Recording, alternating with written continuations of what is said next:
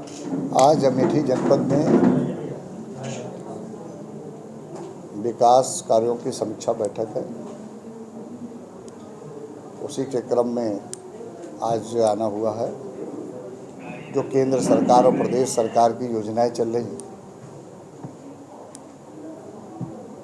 उनको जनता तक कैसे सुगमता के साथ पहुँचे, उनको इसका लाभ मिले, और जो हमारे निर्माणाधीन कार्य, उन निर्माणाधीन कार्यों को भी समयबद्ध तरीके से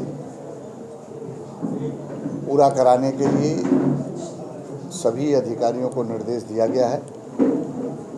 जो हमारी कार्यदायी संस्था निर्माणाधीन कार्य कर रही हैं, उनको सख्ती के साथ इस बात का निर्देश दिया गया है कि समयबद्ध तरीके से समय सीमा के अंदर गुणवत्ता युक्त उन कामों को पूरा कराएं।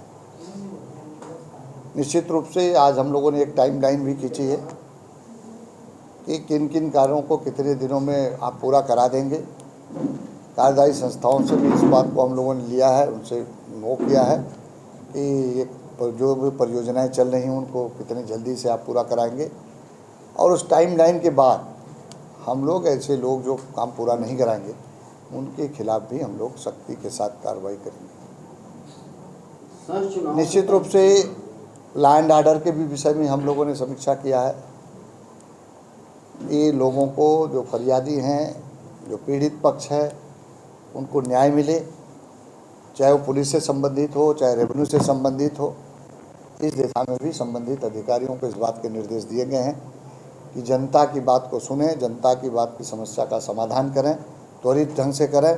इसमें किसी भी प्रकार की कोई हीला हवाली ना हो। कोई भी अधिकारी किसी भी जनता की परेशानी को अनदेखी न करे, बल्कि उन समस्याओं का संज्ञान ले और उस पर कार्रवाई करे, उसका समाधान करावे। इस बात के निर्देश दिए गए। अखिलेश यादव ने प्रधानमंत्री जी के ऊपर तंज कहा है सिंगोल को प्रणाम न करने के लिए, सिंगोल को प्रणाम न करने के लिए। देखिए, अखिलेश यादव का अगर आप देखेंगे, पूरी उनकी कार्यप्रणाली देखेंगे, तो हर समय उनकी कार्यप्रणाली नकारात्मक सोच, नकारात्मक बातें। अखिलेश यादव का अगर देखें तो इसके पहले ईवीएम को बार बार दुहाई देते थे। मैं अखिलेश यादव से पूछना चाहता हूं, अखिलेश यादव जी, आप ये बताओ कि ईवीएम ठीक हो गया कि नहीं हुआ? ईवीएम ठीक हुआ कि नहीं हुआ, ये अखिलेश यादव जरूर पूछना चाहिए। इस बात का जरूर बयान दें। कम से कम ईवीएम की दुहाई देने वाला व्यक्ति अभी चुनाव के बाद तो इस बात का बयान देना चाहिए, ये भी नहीं दे रहे। और यहाँ तक संसदीय मर्यादा की बात करते हैं, संविधान की बात करते हैं। भारतीय जनता पार्टी इस देश में ऐसा दल है जो संसदीय मर्यादाओं की बात करता है, संसदीय मर्यादाओं के पालन भी करता है।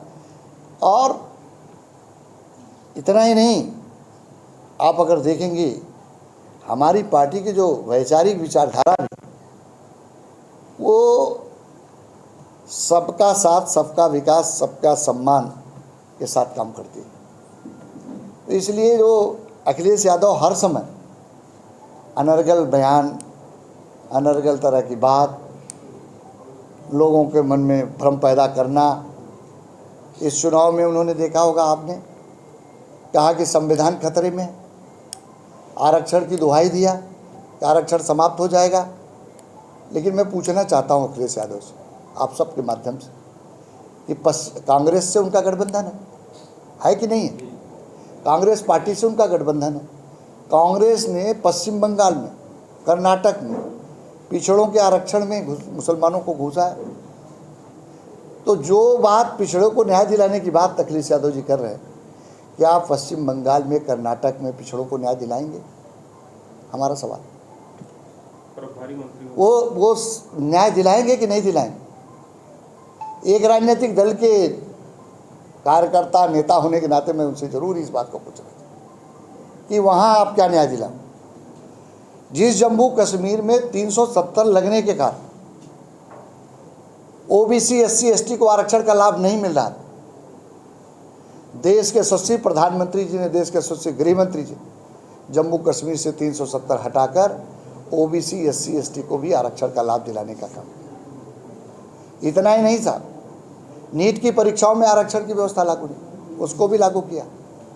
अब इतना ही नहीं, अगर आप देखें तो हमारे जो, मैं तो पूछना चाहता हूँ अखिलेश यादव से, सवाल करना चाहता हूँ कि अगर आप संविधान की बात करते हो तो मुस्लिम विश्वविद्यालयों में ओबीसी SC ST को आरक्षण का लाभ क्यों नहीं मिल रहा? आप आवाज़ उठाओ। अगर पिछड़ों के हित ऐसी हो, अनुसूचित के हित ऐसी हो, दलित के हित ऐसी हो, तो आप प्रमुखता के साथ उठाना चाहिए कि नहीं उठाना। लेकिन भारतीय जनता पार्टी इस मुद्दे को उठा रही। हम आने वाले दिनों में इस पर प्रभावित कर रहे हैं। अभी नीट की बात की आपने, नीट के पेपर लीक बहुत बड़ा मुद्दा है इस समय। देखिए, राम राजभर का नाम आ रहा है आपके सहयोग। देखिए, मैं इस बात को आपको बताना चाहता हूँ, जो भी व्यक्ति दोषी होगा, माननीय सर्वोच्च न्यायालय, उच्च न्यायालय के संरक्षण में कार्रवाई संपादित है, उसके खिलाफ कार्रवाई होगी, कोई बख्शा नहीं जाएगा। ये भारतीय जनता पार्टी की सरकार की प्रतिबद्धता।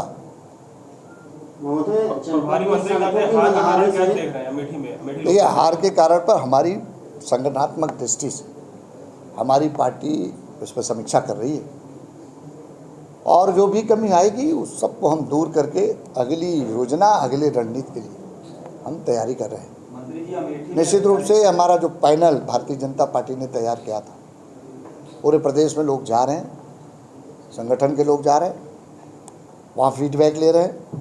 फीडबैक लेने के बाद हम आगे, हमारी पार्टी इस बात पर निर्णय करेगी कि जो कमी है उस कमी को कैसे हम दूर करें, और दूर करके हम अगले रणनीति के लिए तैयारी करें। निश्चित